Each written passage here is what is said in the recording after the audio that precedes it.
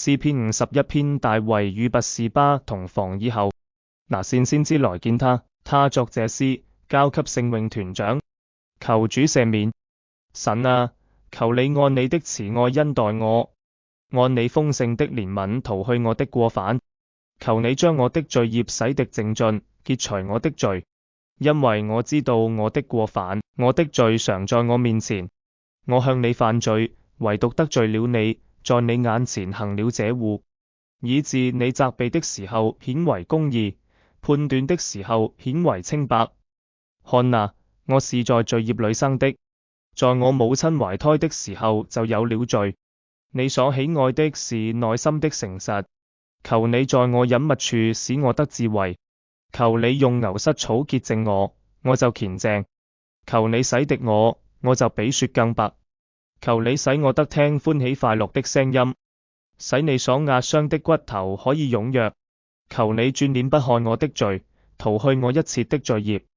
神啊，求你為我做清潔的心，使我裡面重新有正直的靈。不要丟棄我，使我離開你的面，不要從我收回你的聖靈。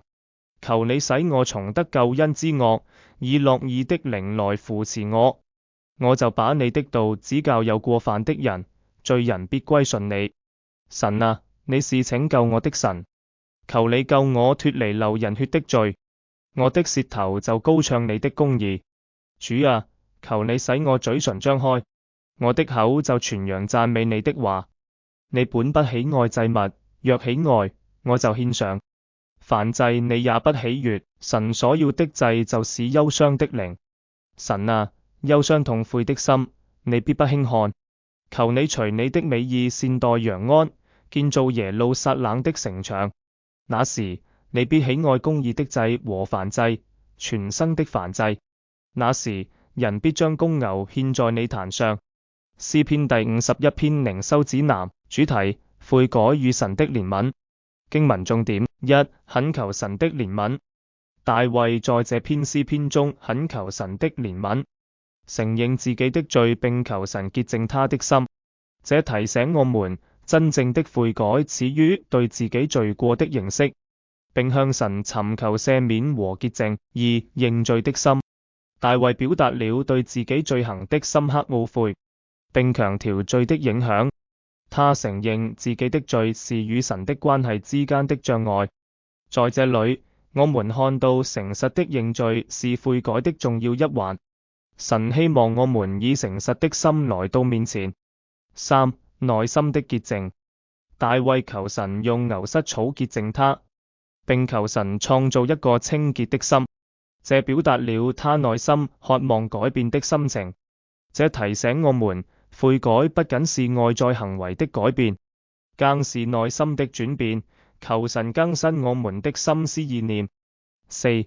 重建關係。大衛懇求神不要將他逐離，並求神賜給他喜樂的心。這讓我們明白，罪使我們與神的關係受損，而神的赦免能夠重建這種關係。當我們得到神的赦免時，應該將這份恩典分享給他人。 5. 真實的敬拜。大衛明白，神所喜悅的祭是破碎的心和痛悔的靈。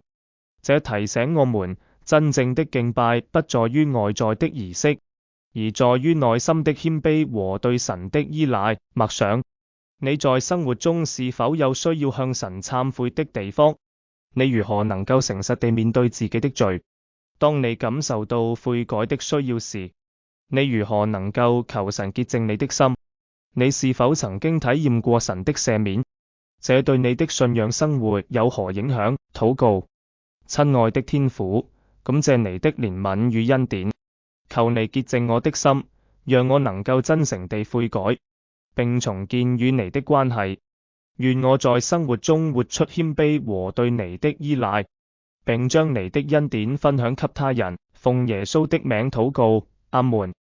行動： 1. 認罪與悔改，花時間在安靜的禱告中，向神認罪並誠心懇求的赦免。